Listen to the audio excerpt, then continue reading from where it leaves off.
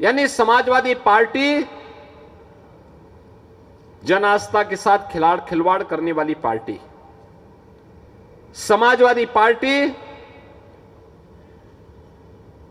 जन सुरक्षा के साथ खिलवाड़ करने वाली पार्टी, जो पार्टी विकास विरोधी हो, युवा विरोधी हो, महिला विरोधी हो, व्यापारी विरोधी हो, जन आस्था का सम्मान न कर सकती हो, क्या उस पार्टी को चुनाव जीत करके जाना चाहिए क्या? जो समाजवादी पार्टी आपकी सुरक्षा में सेंध लगाती है, जो समाजवादी पार्टी आपकी आस्था के साथ खिलवाड़ करती है, जो समाजवादी पार्टी बेटी और बहन की सुरक्षा के लिए खतरा बनी हुई है, जो समाजवादी पार्टी नौजवानों के रोजगार के लिए खतरा बनी हुई है, जो समाजवादी पार्टी अन्नदाता किसानों के चेहरे की खुशहाली को छीनने का कार्य करती है, जो समाजवादी पार्टी व्यापारियों के सुरक्षा पे सेंध लगाने का कार्य करती है, उसको वोट देने का तो बात बहुत दूर, उसका नाम लेना भी महापाप का कारण बनने वाला है। बहनों और भाइयों, याद करना, इन लोगों को जितनी दूरी रखेंगे उतना ही आपका कल्याण होगा। और यही कहने के लिए मैं आपके पास आया हूं। जो सबसे बड़ा दुष्कर्मी होगा वह समाजवादी पार्टी का शागिर्द जरूर होगा। आपने बीच में एक सीरियल देखी होगी, अयोध्या में एक निषाद बेटी के साथ समाजवादी पार्टी के नेता का किस प्रकार से उस व्यक्ति ने एक पिछड़ी जाति की बेटी के साथ किस प्रकार से उस व्यक्ति के द्वारा उस बेटी की इज्जत के साथ खिलवाड़ किया गया। कन्नौज के अंदर आपने देखा होगा कैसे समाजवादी पार्टी के नेता के द्वारा एक गरीब बेटी के साथ किस प्रकार का व्यवहार किया गया था। और बहनों और भाइयों, मैं आपसे यही कहने के लिए आया हूं, इनका विकास से कोई लेना देना नहीं था। अधिक से अधिक संख्या में वोटिंग करने के लिए जाना है, कमल खिलाना है और भारी बहुमत से संजीव शर्मा को यहां से विधायक चुन करके भेजना है। भारत माता की, एक गाजियाबाद की आवाज नहीं है। भारत माता की, भारत माता की, भारत माता की।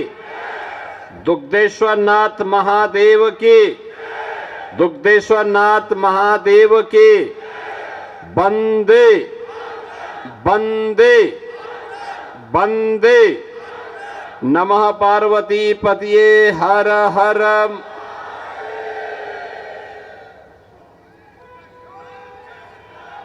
मंच पर उपस्थित दुग्धेश्वर नाथ मंदिर के श्री महंत पूज्य संत नारायण गिरी जी महाराज, भारतीय जनता पार्टी के क्षेत्रीय अध्यक्ष श्री सत्येंद्र सिसोदिया जी, प्रदेश सरकार में मंत्रिमंडल के मेरे सहयोगीगण श्री सुनील शर्मा जी, असीम अरुण जी, नरेंद्र कश्यप जी, कपिल देव अग्रवाल जी, कुंवर ब्रजेश सिंह जी, लोकप्रिय सांसद अतुल गर्ग जी, महापौर श्रीमती सुनीता दयाल जी, प्रदेश महामंत्री और विधान परिषद सदस्य श्री सुभाष यदुवंश जी, मान्य विधायकगण नंद किशोर गुजर जी, दिनेश गोयल जी, तेजपाल नागर जी, श्री चंद शर्मा जी, धर्मेंद्र भारद्वाज जी, भारतीय जनता पार्टी और लोक दल के एनडीए के संयुक्त प्रत्याशी के रूप में श्री संजीव शर्मा को अपना समर्थन देने के लिए यहां पर उपस्थित राष्ट्रीय महासचिव लोक दल श्री त्रिलोक त्यागी जी, पूर्व सांसद तोमर जी, पूर्व महापौर श्री आशु वर्मा जी, भारतीय जनता पार्टी राष्ट्रीय लोक दल के सभी पदाधिकारीगण और उपस्थित गाजियाबाद के सभी बहनों और भाइयों,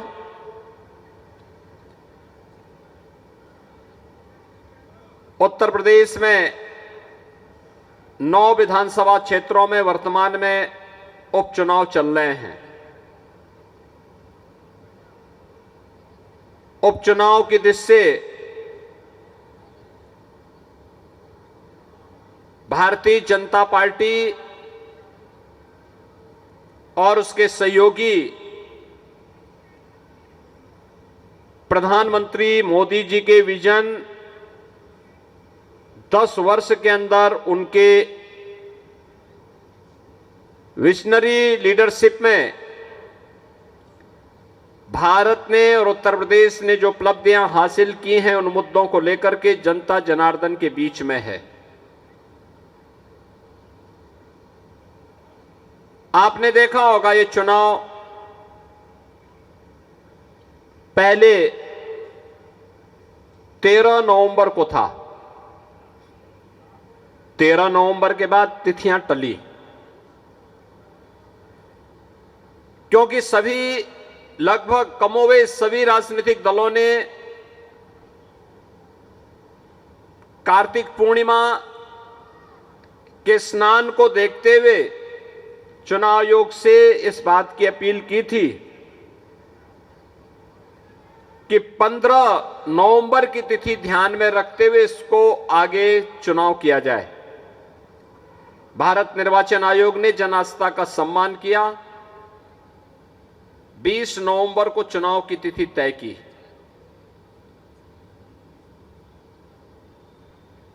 अक्सर होता है, अगर चांद नहीं दिखाई देता तो ईद की तिथि बदल दी जाती है, सरकार छुट्टी उसी प्रकार से घोषित करती है। ऐसे ही गुरु पर्व के बारे में भी होता है, तब विरोध नहीं होता है। लेकिन जब हिंदू आस्था के प्रतीक किसी पर्व की तिथि, पर्व के महत्व को देखते हुए एक संवैधानिक संस्था के द्वारा तिथि में परिवर्तन किया गया, तो बहनों और भाइयों, जनता जनार्दन ने तो खुशी मनाई। लेकिन दुर्भाग्य से एक राजनीतिक दल ऐसा भी है जिसने इसका विरोध किया, और वह और कोई नहीं, वह समाजवादी पार्टी है जो इस चुनाव में आपके सामने खड़ी है। यानी समाजवादी पार्टी जन आस्था के साथ खिलवाड़ करने वाली पार्टी, समाजवादी पार्टी जन सुरक्षा के साथ खिलवाड़ करने वाली पार्टी, समाजवादी पार्टी बेटी और बहन की सुरक्षा के साथ खिलवाड़ करने वाली पार्टी, समाजवादी पार्टी नौजवानों के भविष्य के साथ खिलवाड़ करने वाली पार्टी। समाजवादी पार्टी का मतलब व्यापारियों की सुरक्षा में सेंध लगाने वाली पार्टी, अन्नदाता किसानों के खुशहाली पे ग्रहण लगाने वाली पार्टी। जो पार्टी विकास विरोधी हो, युवा विरोधी हो, महिला विरोधी हो, व्यापारी विरोधी हो, जन आस्था का सम्मान न कर सकती हो, क्या उस पार्टी को चुनाव जीत करके जाना चाहिए? क्या जाना चाहिए क्या? गाजियाबाद वासियों में आप इसे पूछना चाहता हूं। तो फिर छाती ठोक करके कैसे ये लोग चोरी और सीना चोरी करने का प्रयास करते हैं? यही प्रश्न करने के लिए मैं आज आपके पास आया हूं, आपसे कहने के लिए। बहनों और भाइयों, लोकसभा चुनाव में के समय समाजवादी पार्टी ने अनेक प्रकार के अफवाह पैदा कराई, अनेक प्रकार के। याद करिए, सबसे अधिक अनुसूचित जाति के उत्पीड़न की घटनाएं समाजवादी पार्टी की सरकार के समय 2003 से लेकर के 2007 के बीच और 2012 से लेकर के 2017 के बीच में हुई। उन दलित महापुरुषों का जिन्होंने सामाजिक न्याय के लिए लड़ाई लड़ी थी, उनको अपमानित करने का काम समाजवादी पार्टी ने किया। श्री असीम अरुण हमारे प्रदेश सरकार में मंत्री हैं, आईपीएस की नौकरी छोड़ करके वे भारतीय जनता पार्टी में आए।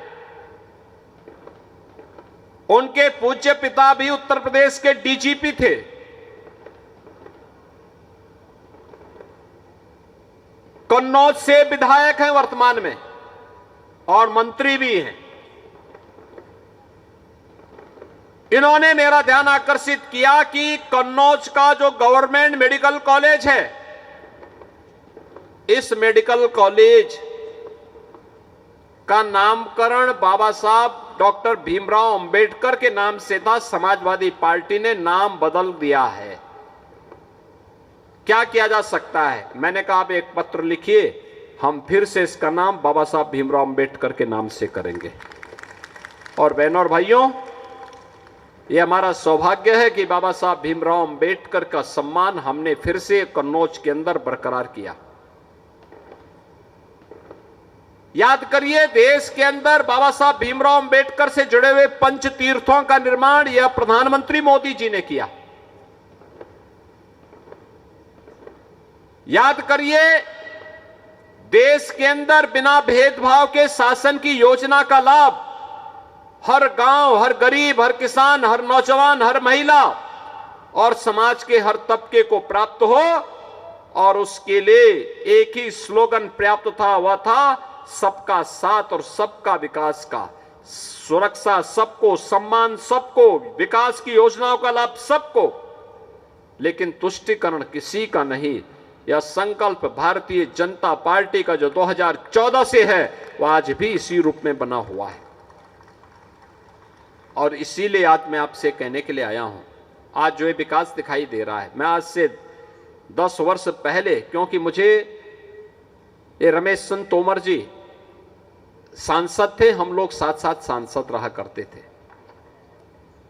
और संसद में कई बार ये मुझसे कहते थे कि सरसों का साग और मकई की रोटी खाने के लिए गाजियाबाद चलिए। मैं कहता, अरे गाजियाबाद कौन? गाजियाबाद का नाम सुन करके लोग कहते थे, एक तो आपराधिक गतिविधियों के कारण और दूसरा अराजकता और गंदगी के कारण गाजियाबाद अच्छा नहीं माना जाता था। बहनों और भाइयों, आज मुझे बताते हुए गर्व की अनुभूति होती है। गाजियाबाद प्रदेश के सुंदरतम नगरियों में से और विकास की प्रक्रिया के साथ तेजी के साथ आगे बढ़ता हुआ नगर है। एक स्मार्ट सिटी के रूप में उभर रहा नगर है। आज तो गाजियाबाद के पास क्या नहीं, अपनी मेट्रो है।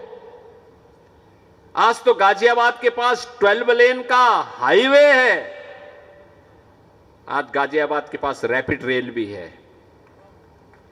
आज गाजियाबाद के पास क्या नहीं है? आपके पास सब कुछ है। स्मार्ट सिटी के रूप में भी आपके पास है, एयरपोर्ट भी आपके पास है। आज यहां पे सुरक्षा का माहौल है। आज यहां पे बहन और बेटी भी सुरक्षित है तो व्यापारी भी सुरक्षित है। आज कोई अपहरण नहीं कर सकता, बेटी और बहन की सुरक्षा में सेंध नहीं लगा सकता, किसी व्यापारी का अपहरण नहीं कर सकता और अपहरण के नाम पर कोई फिरौती वसूल नहीं कर सकता। अगर फिरौती वसूल करेगा तो ये मान करके चलिए कि वो यमराज का घर का दस्तक दे रहा है। और इसीलिए मैं आपसे कहने के लिए आया हूं, ये विकास और इस सुरक्षा का माहौल देने वाली भारतीय जनता पार्टी की डबल इंजन की सरकार आपसे कहने के लिए आई है कि बहनों और भाइयों, 2017 के पहले उत्तर प्रदेश के बाहर आप जाते थे, जो स्थिति 2014 के पहले भारत की स्थिति थी, कोई भारतीय दुनिया में जाता था, लोग शक की निगाहों से देखते थे, सम्मान नहीं देते थे। 2017 के पहले उत्तर प्रदेश का कोई निवासी उत्तर प्रदेश के बाहर जाता था, वह कितना भी बड़ा क्यों न रहा हो, कितना भी संपन्न क्यों न रहा हो, सम्मान तार तार करके रखा हुआ तत्कालीन सरकारों ने। पहचान का संकट था। क्या युवा हो, क्या व्यापारी हो, क्या समाज के किसी भी अन्य तबके का कोई व्यक्ति, प्रबुद्ध जन हो, चिकित्सक हो, शिक्षक हो, कोई भी हो, 17 के पहले उत्तर प्रदेश के बाहर जाते थे, सम्मान नहीं मिलता था, लोग शक की निगाहों से देखते थे। और आज मैं कह सकता हूं, हमारा उत्तर प्रदेश का 25 करोड़ का वासी देश और दुनिया के अंदर कहीं जाता है, नाम उत्तर प्रदेश का आता है तो उसके चेहरे पर खुशहाली उसकी सामने दिखती है कि वाह, उत्तर प्रदेश का। ये विरासत और विकास का जो अद्भुत संगम डबल इंजन सरकार ने यूपी को बनाया है। कोई सोचता था अयोध्या में राम मंदिर बनेगा? ये मंच पर उपस्थित जितने भी लोग हैं और आप में से भी ढेर सारे कार्यकर्ता उस आंदोलन के साथ जुड़े हुए थे, आंदोलन करते थे, लेकिन सफलता का कोई ठिकाना नहीं था। लेकिन केवल इस बात को लेकर के ये जन्म मिला है, तो ये जन्म सही, ये जन्म राम के ही नाम पर सही, लेकिन एक बार तो हम इस काम के लिए अपने आप को समर्पित करते हैं, केवल इस भाव के साथ। याद करिए, केंद्र में सरकार मोदी जी के नेतृत्व में 14 में आई, प्रदेश में समाजवादी पार्टी की सरकार कोई कार्य नहीं होने देता थी तो देती थी, क्योंकि इनको विकास से कोई मतलब ही नहीं। इनका विकास तो व्यक्तिगत विकास है, परिवार का विकास है, सिपाही खानदान का विकास है, उससे बाहर सोच ही नहीं सकते, सोच ही नहीं सकते, सोच है भी नहीं।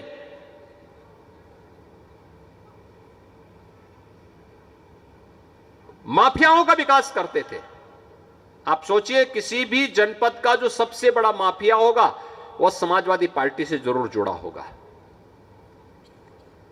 जो सबसे बड़ा गुंडा होगा उसका समाजवादी पार्टी से संबंध होंगे, जो सबसे बड़ा दंगाई रहा होगा वो समाजवादी पार्टी से जरूर जुड़ा रहा होगा, जो सबसे बड़ा दुष्कर्मी होगा वह समाजवादी पार्टी का शागिर्द जरूर होगा। आपने बीच में एक सीरियल देखी होगी, अयोध्या में एक निषाद बेटी के साथ समाजवादी पार्टी के नेता का किस प्रकार से उस व्यक्ति ने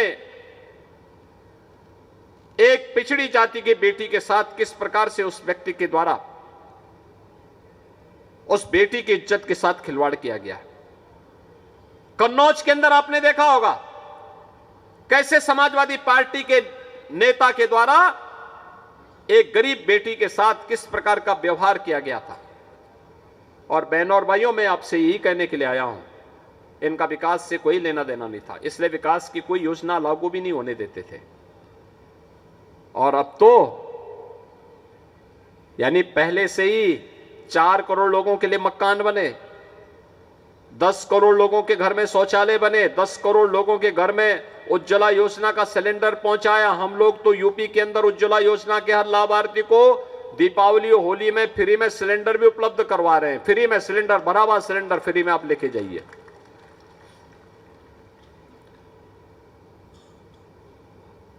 हर घर नल की योजना लागू हो रही है, मेट्रो की सेवा शुरू हुई, एयर कनेक्टिविटी बेहतर हुई।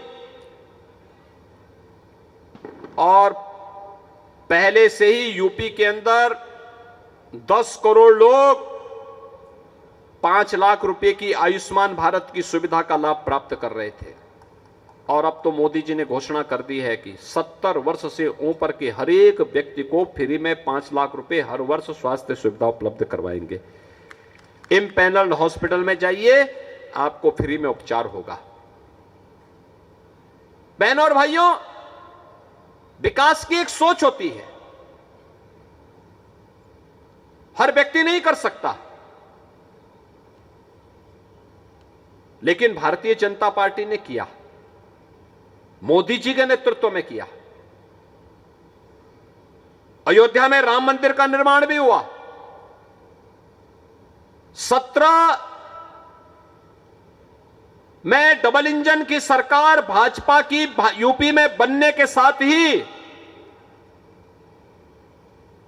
मात्र 2 वर्ष के अंदर अयोध्या की 500 वर्षों की समस्या का समाधान हो गया। इस बार अयोध्या के दीपोत्सव को देखा होगा आपने, क्या भव्य दीपोत्सव था। हर अयोध्यावासी जुड़ा था। और बहनों और भाइयों, मैं यही कहने के लिए आपसे आया हूं, ये जो दीपोत्सव का कार्यक्रम है, यह उत्सव के साथ आम जन को जोड़ने का एक प्रयास, प्रभु राम के साथ एक तारतम्य स्थापित करने का प्रयास, अपनी विरासत पर गौरव की अनुभूति करने का प्रयास, और उसी प्रयास के क्रम में आप गाजियाबाद वासियों को फिर से हम जोड़ने के लिए आए हैं। अभी तो ये कार्यक्रम चले हैं, ये तो एक शुरुआत है, शुरुआत। इसको नई ऊंचाई देनी है, और नई ऊंचाई देने के लिए ही जो एक कार्यक्रम प्रारंभ हुए हैं, चाहे वह बाबा दुग्धेश्वर नाथ मंदिर कॉरिडोर के निर्माण का कार्यक्रम हो, या फिर गाजियाबाद में भी एम्स का कोई सैटेलाइट सेंटर हो, एम्स जैसी फैसिलिटी गाजियाबाद और पश्चिमी उत्तर प्रदेश वासियों को प्राप्त हो, इस कार्यक्रम को आगे बढ़ाने के लिए, इसके लिए आवश्यक है कि भारतीय जनता पार्टी का विधायक गाजियाबाद वाली इस सीट पर फिर से बन करके जाए। मात्र चुनाव नहीं जीतना है, रिकॉर्ड वोटों से चुनाव जीतना, रिकॉर्ड वोट से। और इसके लिए मैं आह्वान करने के लिए आया हूं, जो समाजवादी पार्टी आपकी सुरक्षा में सेंध लगाती है, जो समाजवादी पार्टी आपकी आस्था के साथ खिलवाड़ करती है, जो समाजवादी पार्टी बेटी और बहन की सुरक्षा के लिए खतरा बनी हुई है, जो समाजवादी पार्टी नौजवानों के रोजगार के लिए खतरा बनी हुई है, जो समाजवादी पार्टी अन्नदाता किसानों के चेहरे की खुशहाली को छीनने का कार्य करती है, जो समाजवादी पार्टी व्यापारियों के सुरक्षा पे सेंध लगाने का कार्य करती है, उसको वोट देने का तो बात बहुत दूर, उसका नाम लेना भी महापाप का कारण बनने वाला है। बहनों और भाइयों, याद करना, इन लोगों को जितनी दूरी रखेंगे उतना ही आपका कल्याण होगा। और यही कहने के लिए मैं आपके पास आया हूं। भारतीय जनता पार्टी ने महानगर के अध्यक्ष श्री संजीव शर्मा को अपना प्रत्याशी बनाकर के आपके बीच उतारा है।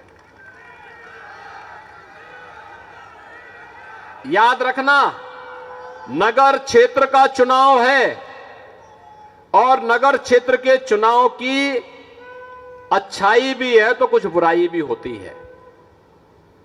अच्छाई ये होती है कि एक सीमित क्षेत्र में लोग मिल जाते हैं,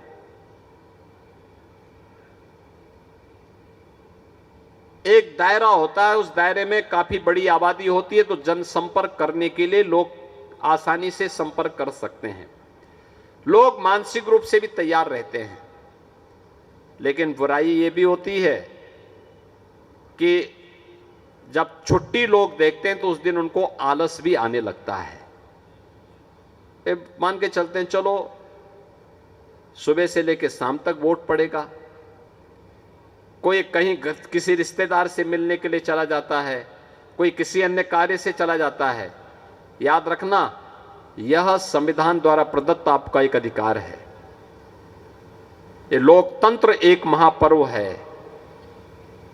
जैसे पर्व और त्योहार के दिन जिस मनसा के साथ पर्व और त्योहार होता है, उसी मनसा के साथ हम सब उसके साथ जुड़ते हैं। मनसा वाचा कर्मणा हमारा जुड़ाव पर्व के साथ जुड़ता है। वह होली होगी तो होली के दिन हम आतिशबाजी नहीं करते ना, उस दिन तो रंगोत्सव ही होता है सुबह से लेकर शाम तक। और दीपावली के दिन पकवान से लेकर के और फिर रात्रि में आतिशबाजी और दीपोत्सव, इन सब के साथ ही जुड़ते हैं ना, एक तारतम्यता होती है। ऐसे ही चुनाव के दिन चुनाव जैसी मानसिकता के साथ काम करना पड़ेगा। नातेदारी रिश्तेदारी तो क्या उस दिन लोगों का आह्वान करने के लिए आपने वोट दिया कि नहीं दिया? लोकतंत्र के प्रति अपनी प्रतिबद्धता को व्यक्त करने के लिए। इसलिए आलस नहीं करना है, अधिक से अधिक संख्या में वोटिंग करने के लिए जाना है, कमल खिलाना है और भारी बहुमत से संजीव शर्मा को यहां से विधायक चुन करके भेजना है। सहमत हैं आप सभी लोग? सहमत हैं? घर घर जाएंगे, एक एक वार्ड में जाएंगे, एक एक वार्ड में जाकर के संजीव शर्मा को चुनाव जिताने का काम करेंगे। सभी लोग करेंगे? दोनों हाथ उठा करके थोड़ा बताओ, दोनों हाथ उठा करके कहां तक टोली बना करके कार्य करेंगे? तो मेरे साथ बोलेंगे भारत माता की, भारत माता की, भारत माता की जय श्री राम, जय श्री राम, जय जय श्री राम, जय जय श्री राम।